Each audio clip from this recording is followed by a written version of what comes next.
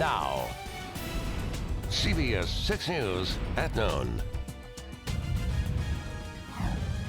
And we begin here at noon with breaking news as two 10-year-old Richmond boys are in the hospital after being struck by a box truck this morning in North Richmond. Police are now investigating just how this crash happened. CBS 6's Shelby Brown is live at the location of that accident at the intersection of Chamberlain and Watkins Street. Shelby, what can you tell us? Well, Cheryl, this happened around 9:46 this morning. Still a very active scene. As you can see here behind me, we are at the intersection of Chamberlain and Watkins, the 4900 block of Chamberlain. Let me walk you through and show you what's happening right now. Take a look off to my right. This is the white box truck that Richmond police tell us hit two 10-year-old boys as they were on a bike today. This white box truck was heading northbound on Chamberlain right here near Watkins Street. You can see if we zoom in closely, the back left tire, there's a bicycle under the truck there. That is where police tell us the boys were hit. Those two boys were taken to the hospital. Now, we spoke at length with witnesses who were here on the scene. They rushed over to help. We spoke with a man. His name is Keith Sylvester. He tells us he heard a noise from his apartment building. He ran out to help. He knew something was wrong. He said that he got out here to this scene and he noticed that those two boys were on the ground and that they were injured. He tells us in detail what he saw. Here's his account. Heard, like, you know how like a U-Haul truck has, you hear it boom, boom, boom. I heard that and the screaming stopped and I looked out the window and I saw the two kids laying on the ground and I saw the truck stop. So I was running down the street and I was putting my shirt on and stuff like that. And the one little boy that wasn't hurt. Okay, we are back live here just to let you know traffic is flowing here along Chamberlain Avenue. But if you can see right now, we have the crash team here. They are investigating. They're working with the driver of the truck who did stop. We're told by witnesses that the driver actually called 911, very concerned about the boys and that he is cooperating with police right now. They're actually inspecting his truck, as you can see here. And again, that bicycle is beneath the back left tire of this truck. We are told, though, by Richmond police that those two boys are in the hospital. They are in critical condition, but non-life-threatening injuries. They say that's the good news in all of this. And of course, they say it's too early to talk about charges yet. Again, CBS 6 will be here to bring you the very latest. But for now, those two boys are in the hospital getting cared for. Cheryl, back over to you. All right. Thank you. Shelby Brown reporting from Chamberlain Avenue. A two-vehicle accident has all lanes of Interstate 85 South shut down at mile marker 24 in Brunswick, and traffic there is backed up for at least 3 miles. The accident involved an 18-wheeler and another vehicle. We're told one of the vehicles caught fire and 2 people did suffer minor injuries. Traffic is now passing slowly on the shoulder, and VDOT suggesting you take an alternate route if you're headed in that direction. We will let you know when that section of I-85 South is reopened. Another road closed for a crash. Courthouse Road near Bull Hill Road in Prince George County is shut down right now while police reconstruct a crash that killed a motorcyclist. That happened just before 9 a.m. Deputies believe a car may have turned left into the path of the motorcyclist. That driver was taken to the hospital for injuries, and we're told that charges are pending. CBS 6 has learned new information about the man who was killed when he drove his car into the James River near Rockets Landing earlier this week. Police say 27-year-old Barry Scott is a suspect in a stabbing that happened earlier that evening in the 3600 block of Stockton Street. They say a woman was assaulted by this man and was taken to VCU Medical Center. Police say the vehicle was taken from the scene of the assault and may belong to the victim. When the vehicle and Scott were pulled from the river the following day, police learned the 2 cases were related. Honoring a veteran state trooper killed in the line of duty. A stretch of Interstate 85 was renamed today for Master Trooper Junius A. Walker. Walker was shot to death in his cruiser on March 7th as he was attempting to help someone who appeared to be a stranded motorist. CBS 6's Dorita Patterson tells us about today's emotional ceremony. Cheryl, I want to describe to you today's unveiling and dedication ceremony that wrapped up a little less than 2 hours ago. It was by no means a sad occasion. Instead, it was more of a proud moment for Walker's family, the Virginia State Trooper Department, Virginia State Troopers, I should say, as well as the community as a whole. If you take a look behind me, this is what motorists will see as they travel along I-85 in both directions. They will see markers just like this one as a portion of the interstate will be known as the Master Trooper Junius A. Walker Memorial Highway. Now, these signs will be placed near the from Route 703 to the Dinwiddie-Brunswick County line, which is a 13.5-mile stretch. That area, it has been renamed. There is also a marker that will be placed, that is placed, I should say, at the southbound I-85 rest area for the public to safely pay their respects instead of course, getting out of their cars on the side of the highway. At today's ceremony was Walker's widow, his children, other family members, dozens of officers, lawmakers, and community members who have been touched in some way by Master Trooper Walker. The veteran officer was shot and killed along I-85 back in March as he tried to help a driver who pulled over. Now, moments ago, I had the chance to speak with several of Walker's colleagues who he once mentored, and I spoke with his wife, who told me Master Trooper Walker would have considered this too much hoopla, she put it, but now seeing the highway markers brings with it a wide range of feelings. Mixed feelings, I'm sure. I'll be happy on the one hand and then sad on the other. There's a lot of firsts this year, of course, and that's going to be hard for us, but we'll get through it because we're a large family, we're a strong family. Well, when I see it, I'll smile because of Junius and his personality and the way he was easygoing. He didn't mince words. He was direct. He told you when you what you needed to be told, but he wasn't mean-spirited about it at all. And I'll just remember that smile and that kindness.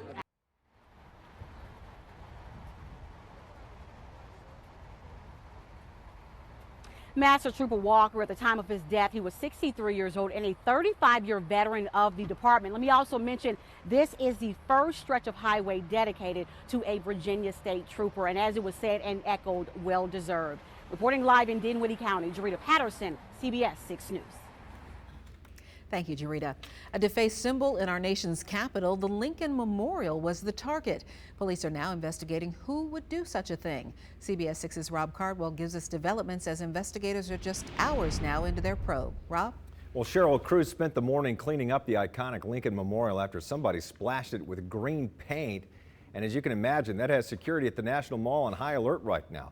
That bright green paint splattered on Abraham Lincoln's left leg, the tail of his coat, and his chair. It also landed on the floor right in front of the 19-foot statue honoring our nation's 16th president. Now, when U.S. Park Police found that paint at around 1:20 this morning, it was just the splashed paint, no words, letters, or symbols, no clues to where it came from.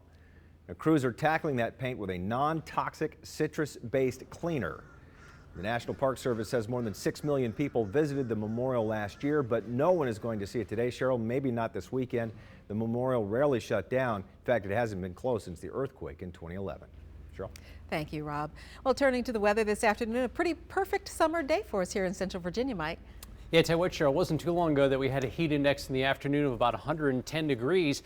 Outside right now, we're actually looking at some pretty nice weather. In fact, looking at generally mostly sunny skies across the area right now. I want to show you a time lapse, though. I want to take you back a couple hours. And we had clear skies this morning, and just in the last few hours, we had these little fair weather clouds bubbling up. Nothing that's going to harm the day, but that's what we'll be looking at for the next few hours. I want to switch it over and show you the lows from this morning. In fact, some areas had the coolest temperatures for a morning low since the start of summer back in the June 21st time frame. It's 51 in Stanton, mid-50s to the north and west, low 60s in the Richmond metro area. And with some sunshine now, we range from some low and mid-70s to the northwest to some upper 70s and low 80s just about everywhere else. For today, a little bit warmer than yesterday, but still fairly comfortable. We'll see mostly sunny skies this afternoon, a high of 85 degrees, but more heat and humidity will come back for the weekend as a fly continues to terrorize me in the studio. We'll talk about that. We'll talk about our next prospects for storms coming up as well. It must be my cologne, Cheryl. It is very attractive. Thank you, Mike.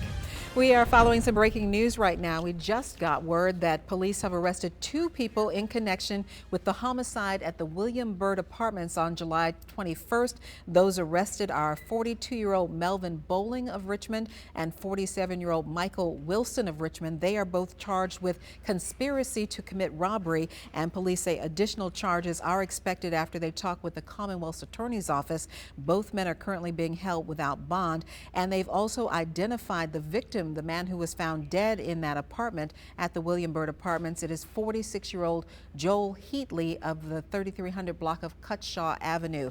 And again, 2 arrests right now. These men are the suspects, 42-year-old Melvin Bowling and 47-year-old Michael Wilson, both charged with conspiracy to commit robbery, and additional charges are pending.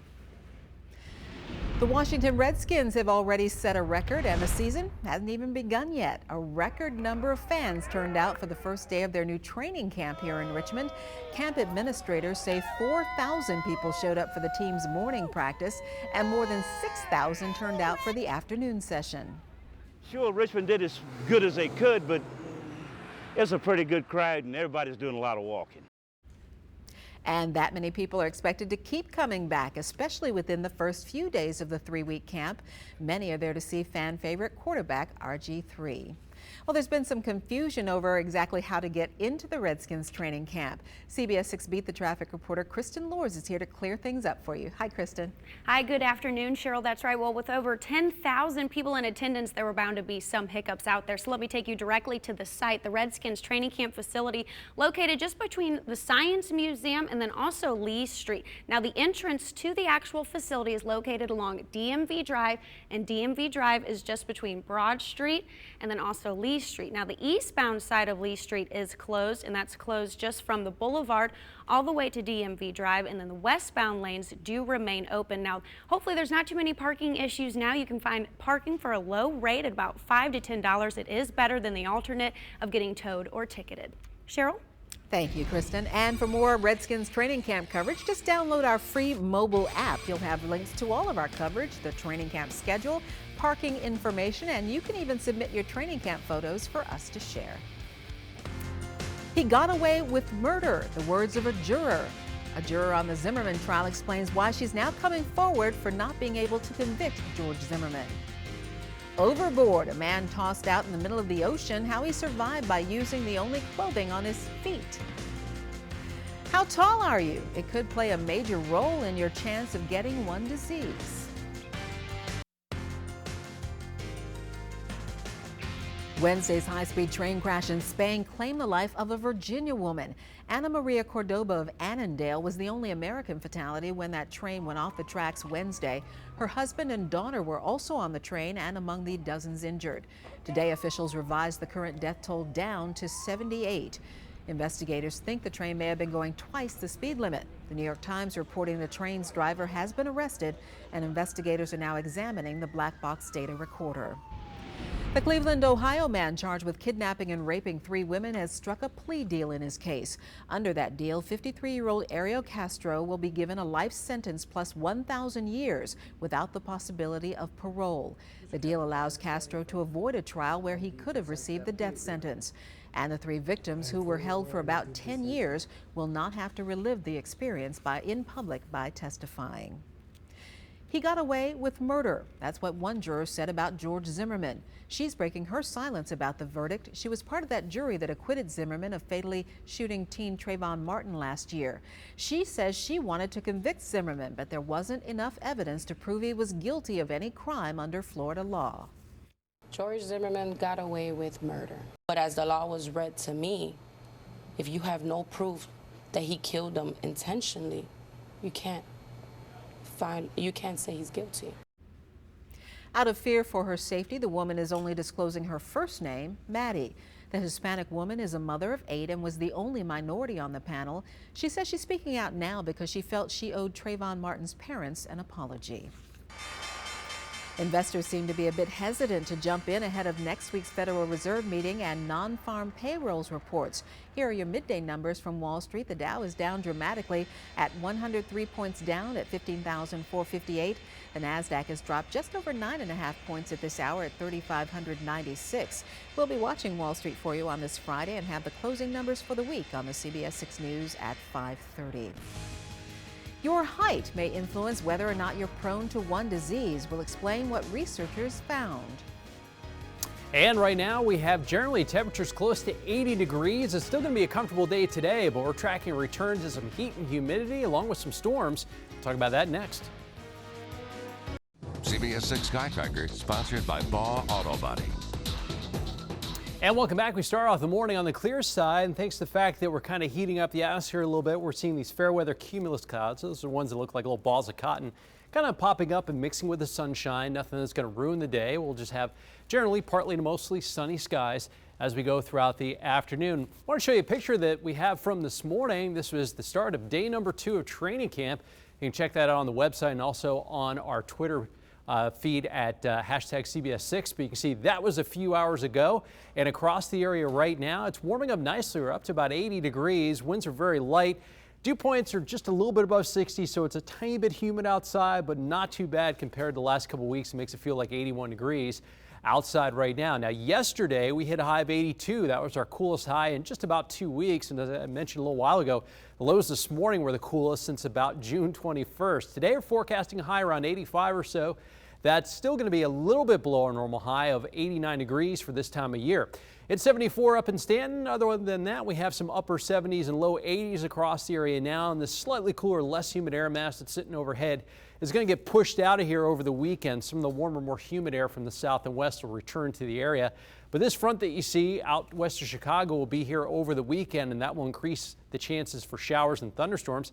There's some rain from the Great Lakes through Chicago down to St. Louis and Little Rock. That's still a ways away, but some of this cloudiness that you see right here, that's going to start increasing west to east across the area tomorrow.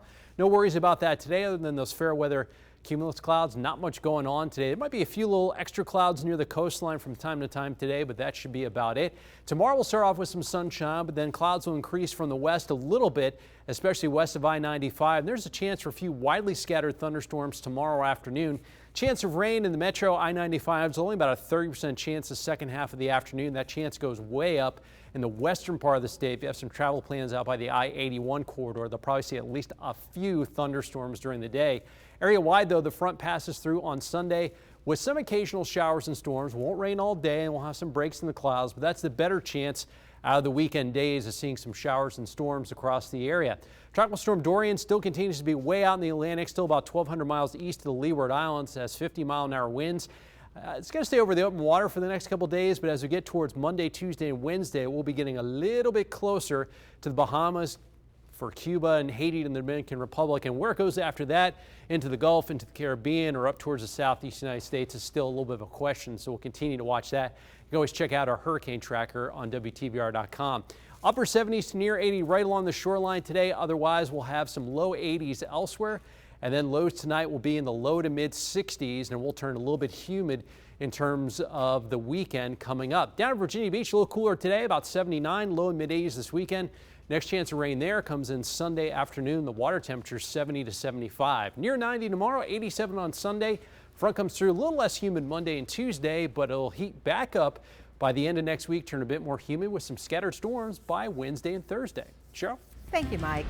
In Health Team 6 news, being tall may heighten your chance of developing cancer, according to some researchers. Doctors studied postmenopausal women and found the taller the woman, the higher the risk for several types of cancer, including breast, colon, and kidney cancers. Scientists say hormones that influence height may also fuel the creation of cancer cells later in life. On today's Richmond Lifestyles calendar, Hanover County is offering a class on how to can foods. It's on Tuesday, August 6th at 6 p.m. and is expected to last 4 to 5 hours in Ashland. There's a $20 fee which covers all your supplies. If you'd like to get more information or register, call 365-6484. A New York man survives being stranded out in the ocean for nearly 12 hours. The lobsterman from Long Island fell off his boat early Wednesday but managed to stay afloat using his rubber boots. John Aldridge says he was moving a cooler when the handle broke and he fell off the back of his boat. Rescuers began searching for him when a colleague filed a missing persons report about a day later. Aldridge says it wasn't easy staying calm the entire time. He thinks he even saw a shark or two. I saw a fin or two, in the moonlight right by me, and I was like, well, I just got to keep my composure. I can't panic, because if you panic, it'll bring more of them. So I just was cool about the whole situation. Eventually, a helicopter crew spotted Aldridge out in the ocean. He was suffering with dehydration, exposure, hypothermia, and a bad sunburn. And he says he has a little pain under his arms from clutching those boots for so long. I'm sure he doesn't mind that at all, though. No. Those boots kept him up. Going to be a gorgeous day today. It'll be about 85 today. I think it's a little bit more humid this weekend. So not bad weather for training camp today. Now we can go out and enjoy it. Thanks so much for joining us here at noon. The news continues on the air at 5 and on the web at WTVR.com anytime. Have a great day.